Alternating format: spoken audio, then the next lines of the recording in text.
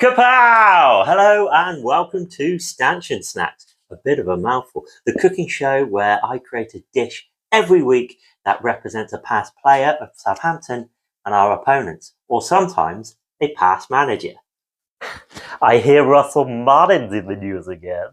So, of course, Russell Martin has been in the news. He has been sacked and will probably go down as the worst manager of Rangers of all time. And I would probably say the worst manager Southampton ever had really in the Premier League. Now, he did get us up. He did give us that wonderful day at Wembley. Nice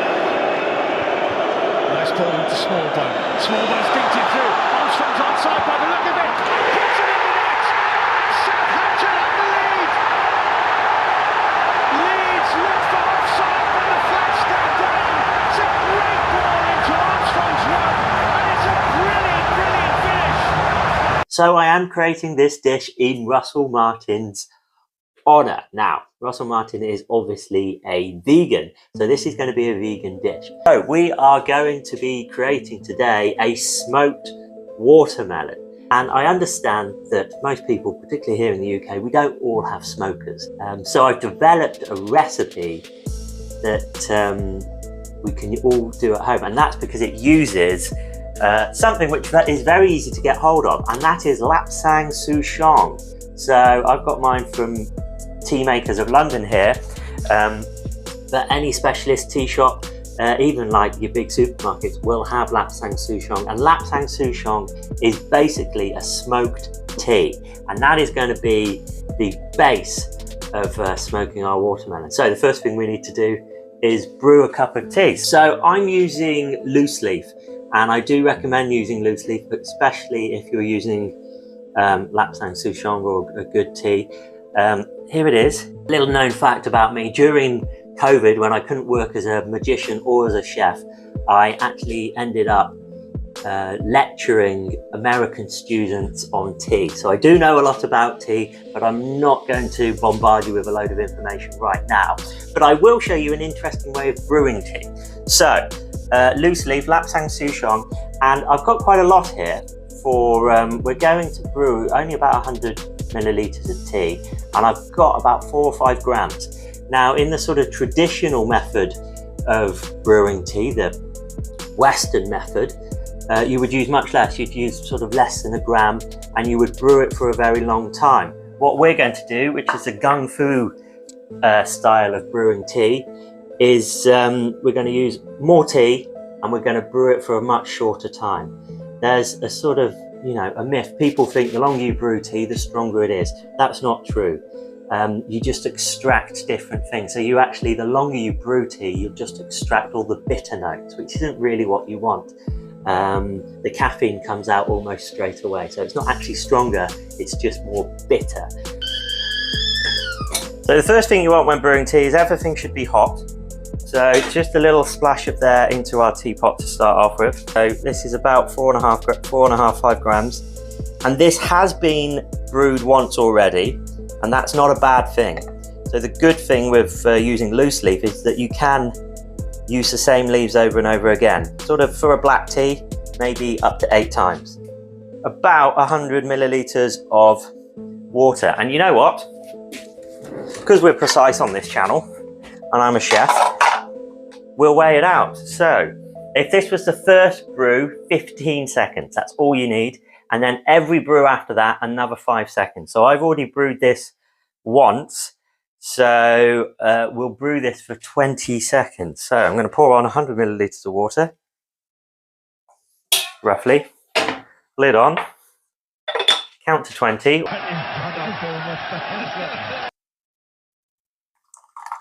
It smells fantastic. Very nice and smoky. And then what you can do, whilst your kettle's hot, is you can just go straight away again. Yeah, that's lovely and smoky. I think this is going to work really, really well. So that's the tea. Now, let's prep the watermelon.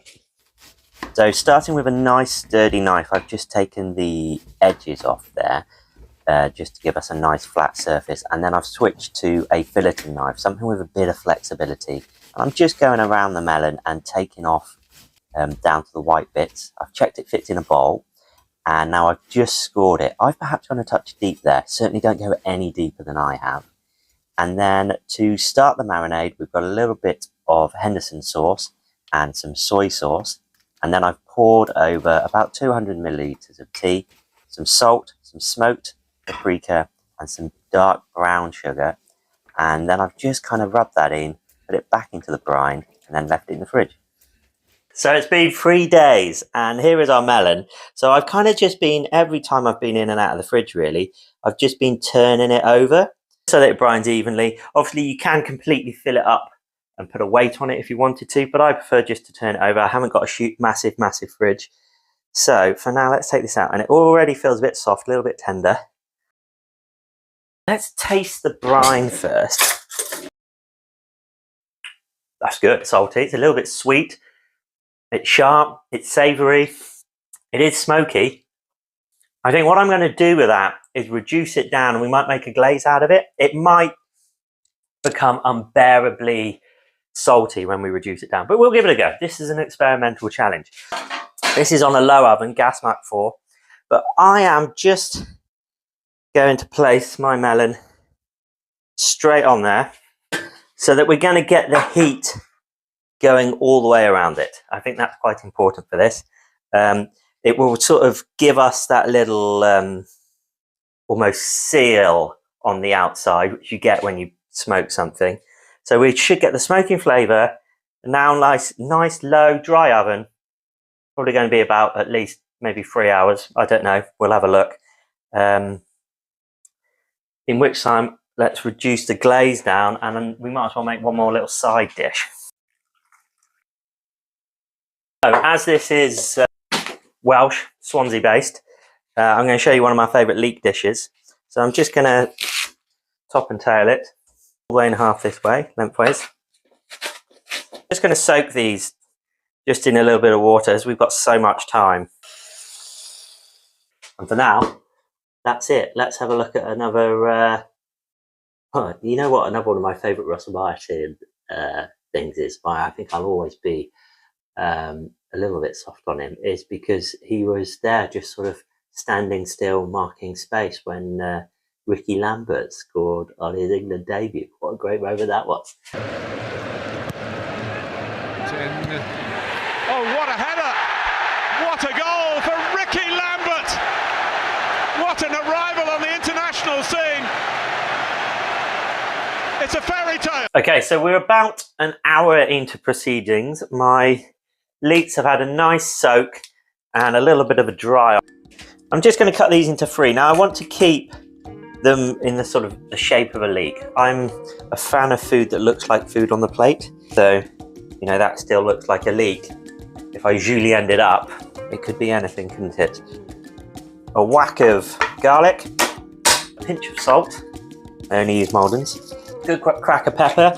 Now I do say black pepper a lot on this channel, but I actually have a mixture of peppercorns in my pepper mill. So I've got some pink ones in there, white ones, black. I think a nice mix is good. And a decent amount of oil, because we're confying. Confying means to cook in its own fat, technically. So you would cook a duck in duck fat. Obviously a leek doesn't have its own fat, so just a nice glug of rapeseed oil, because I'm not made of money. And we're just going to pop that into the oven. This is an hour in. We're getting something, aren't we? It's drying out. It's losing a little bit of liquid. I think it's going to take 3 hours. I'm confident of that. Leeks are on. Melon's back in. We've recapped. I'm going to reduce this syrup down at some point. I'll see you in another hour. I'm going to go for a little walk. See if I can find the beavers of Shrewsbury. So the leeks are out of the oven. They're looking pretty lovely, nice and confit. And what we're actually going to do is we're going to take half of these and we're going to make an emulsion. We'll squeeze the garlic out of its shell in here as well. So this is going to be like a lovely garlic and leek emulsion, which sounds technical and scary, but it's not really. We're basically just going to blitz this with the remaining oil. So it's been about 3 hours at gas mark 4. So let's get the melon out and have a little look at him. And I just want to get a little bit more of a sear. I think if I turn the oven up, it would probably colour over the top there. But we'll finish him off in a pan. So just a little bit of rapeseed oil. Now our brine I did reduce down and it has gone very, very salty. Quite unpleasant. So I wouldn't recommend doing that. I might use a little bit just to nappe over the top here right at the last minute, but we'll see. But I'm just going to get really nice searing hot pan. We'll give him a good sear all over, a little bit of a baste maybe.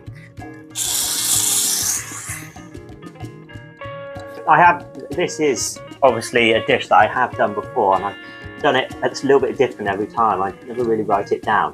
But I did it most recently for a friend's wedding. They were having a barbecue the night before on the Friday night, getting married on the Saturday.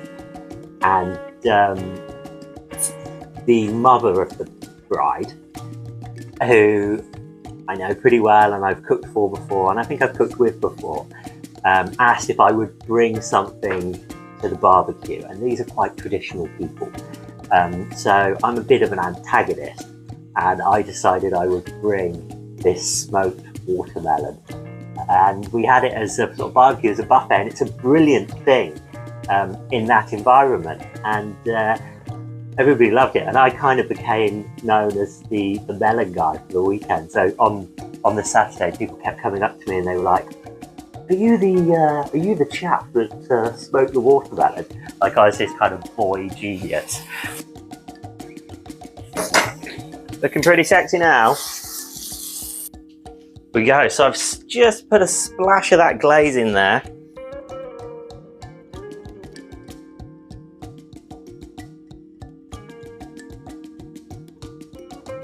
Okay, so the melon's had a good 20 minutes to rest.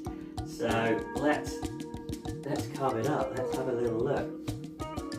Now, if we hadn't let it rest, it would be unbearably hot. Also, there would be a load of liquid running all over the board, but so far so good. There we go. That is a smoked watermelon. Looks pretty cool. Taste-wise, still got a little bit of crunch. It is smoky. I think there's enough smoke just coming from the lapsang souchong there. It's sweet, it's savoury, it's salty, it's everything. It is not a ham, you know. I think the problem with this dish is on the internet, a lot of people are going, I tried the watermelon ham and it was not like a ham. It isn't like a ham, it's a thing on its own. I think if you're having a roast, would you want this as your main component? Maybe. If you've got lots of people around and you're doing lots of different things, I think it would be absolutely great. I'm going to serve it with, I'll place up this leek for you as well. So this is a great little, this is how I would plate this usually, you know, as a little sort of a small plate, so to speak.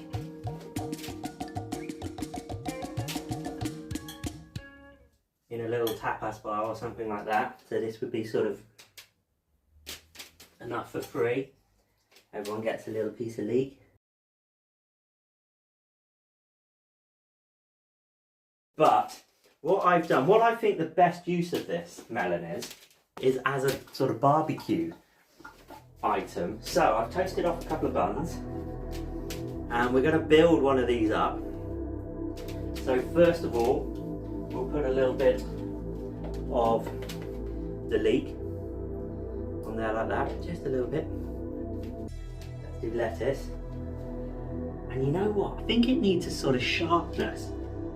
I think maybe, this is almost, I would say, more sort of pastrami-like, if you're thinking what am I going to pair this with. So pop it like that. And I'm going to put a little bit of mustard on top of that bun. Just put a tiny bit of this on. I've got to remember that I'm using English mustard and not Dijon. Right, so here we go. This is our pretty avant-garde stanchion snack. Our little love letter to the unemployed Russell Martin. To anyone that's unemployed. There it is. Oh, now that I've cut it open, look at that! Smoked watermelon.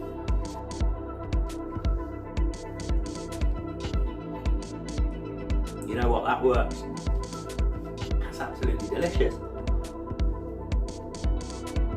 I wouldn't tell you I'm eating a ham sandwich, absolutely not.